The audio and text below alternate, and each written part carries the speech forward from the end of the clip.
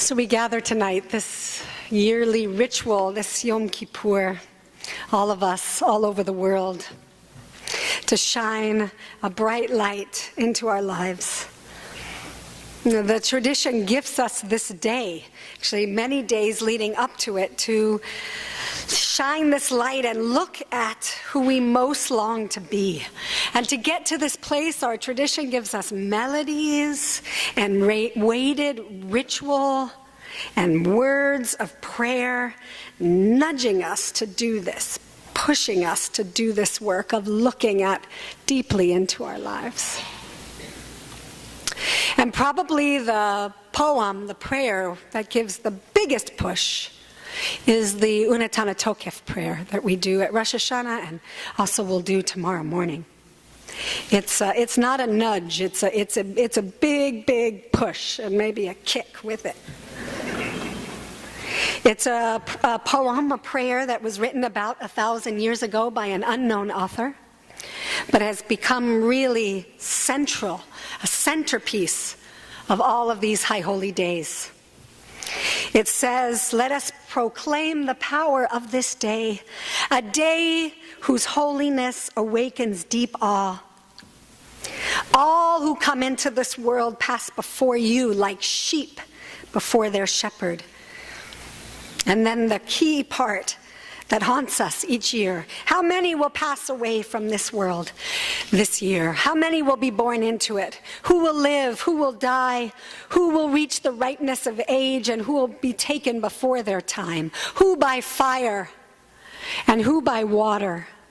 Who by war and who by beast? Who by famine and who by drought? Who by earthquake and who by plague? Who will rest and who will wander? Who will be calm and who will be tormented? Who will live in poverty and who in prosperity? Who will be humbled and who will be exalted? What a heavy way into these days to be reminded in this cold reality that we are not in complete control. The stakes are high. This poem, this prayer reminds us with something of a sledgehammer than a feather. Maybe it's so intense because we just have these few days to get it.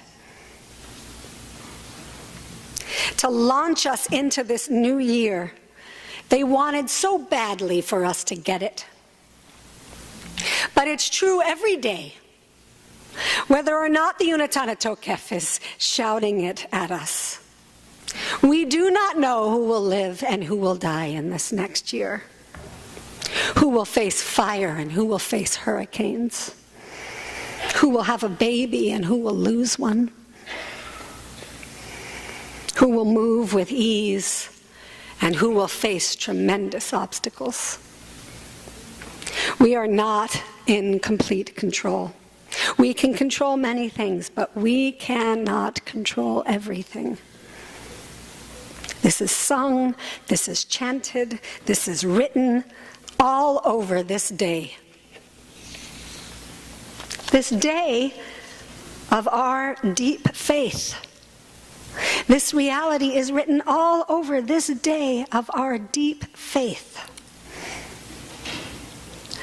The Reverend Sloan Coffin of blessed memory. Excuse me for needing this.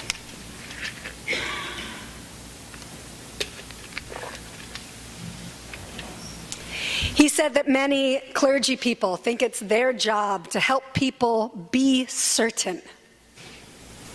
That many clergy people think it's their job to help people be certain. But that he felt it was his job to help people be with uncertainty. As do I. That is what Yom Kippur is about. A day to strip away everything, all of the habits, all of the distractions and avoidances that we use to hide, and just be with the uncertainty. Some of you are already living in that place. You don't need today. In fact, maybe today is comforting to you because it's as if the community joins you here. A place that can often feel so lonely. The community joins you today. Maybe you've lost a job, or a long-term relationship has ended, or you've gotten a diagnosis, or you've lost someone close to you. And you are in this place every day. And today on Yom Kippur, the community sits with you here. All of us in this place together. For some, it will just be today. And you will take the reflections and the learning by sitting in this uncertainty with you into your new year. And for others, the uncertainty will continue.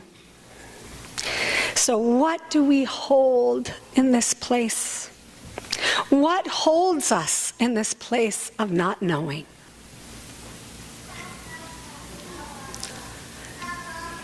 I die, die, die, yai, die, die, die, yai, die, die, die, die, die, die. As soon as I got the diagnosis, and it continued inside of me, this lie, die, die, die, it kept going. It came out of my lips in the doctor's office. It came in my home. Yes, lie, die, die, die. You're doing a version. I feel it.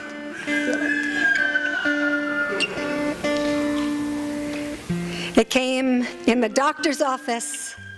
It came scan after scan. It came during the bedtimes that I was missing and the story times that I couldn't be there for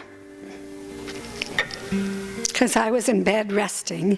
This lie, die, die, die, it kept holding me. Here in uncertainty, we sing. Song says, I have faith, I am here. We sing these songs when we have no words. There have been so many no words times in our history as a people that we have developed a whole group of wordless songs. And we have a name for them. It's a nigun, and these nigunim, there's so many. Because there have been so many times when we have had no words. Individually, when there are no words, and laidai is what comes out of our mouth. And as a people, as we've moved from land to land, as we've faced tremendously intense leaders in the countries that we've been in, we've done this for years. And it's song that has held us in these places. It's as if a rope comes down in these moments of reaching for melody. A rope that we can hold on to in this place of uncertainty. A place to hold on to our deepest truths, that which we will always know. When we say faith, it's what is it that we have faith in? What is it that we have faith in? What is repeated over and over and over in our tradition? What is it that we have faith in? Our prayer book answers us again and again. It's kindness, it's chesed, it's compassion, rachamim, it's tov, it's goodness, it's shalom, it's peace. We grab on to what we have faith in. I was so nervous about beginning the radiation treatments. They were going to be 7 weeks of daily radiation, 5 days a week. And because of where my growth was, which was right here in front of my ear, I had to wear a mask that covered my whole face and came down to about here. And the mask had little bolts, honey, is your word. I try to avoid that word. But bolts, I guess, is a good word. So you put the mask on, and then the bolts are bolted down so that you cannot move, so that I could not move, so that anyone who has a mask on cannot move. I know some of you in here probably have experienced this as well. And in addition to the mask, I had to wear a plastic guard in my mouth so that I would have it open in such a way that would hit just right. So I had practiced. I asked if I could take home the mouth guard to practice, being afraid of not being able to breathe, but you can breathe. And I put the mouth guard in on the first day, and I laid down, and they put the mask on me, and these beautiful people, helpful people, bolted me in and left the room.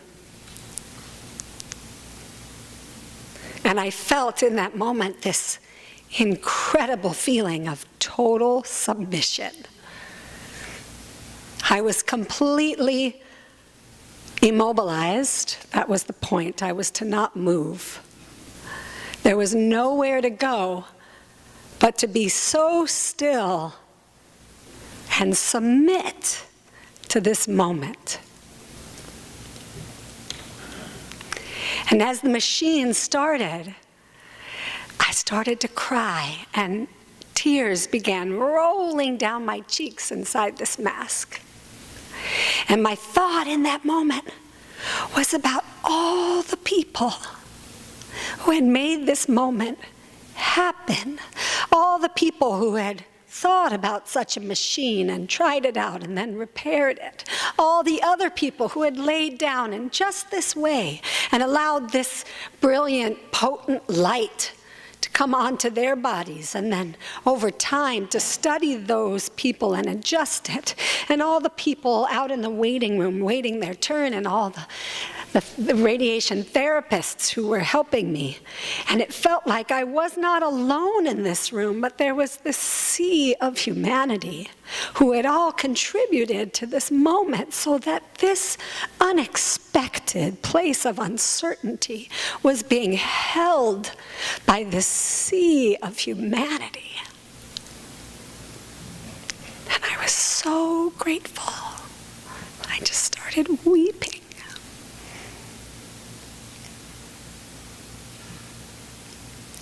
I was holding on in that moment of complete submission to that which is so much bigger, to that which we can hold on to. That sea of humanity that I felt every time. I was never alone in that room.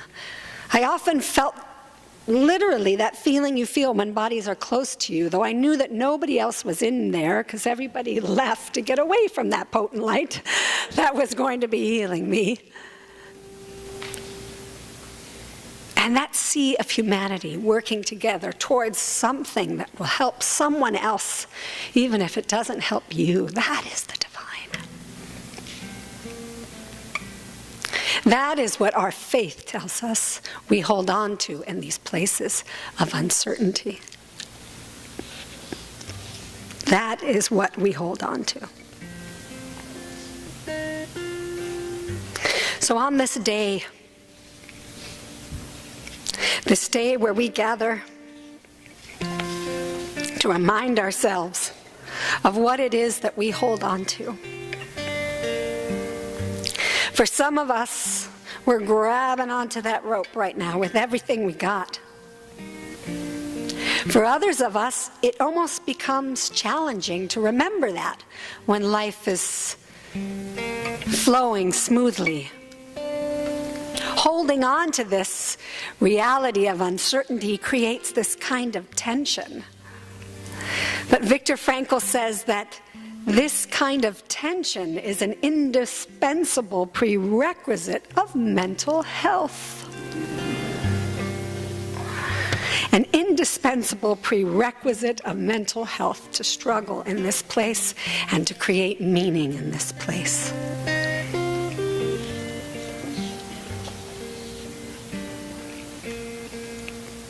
That is why we come back year after year to find it again.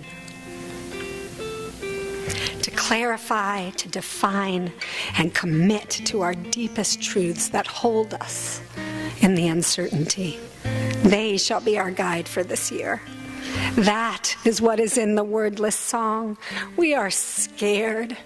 It is hard to be a human being. We are not in total control. And so we sing. We sing. We are here, the best of ourselves, of our humanity, of each other. We are here. May we fill ourselves, our families, our community, our world this year with kindness, with love, with compassion.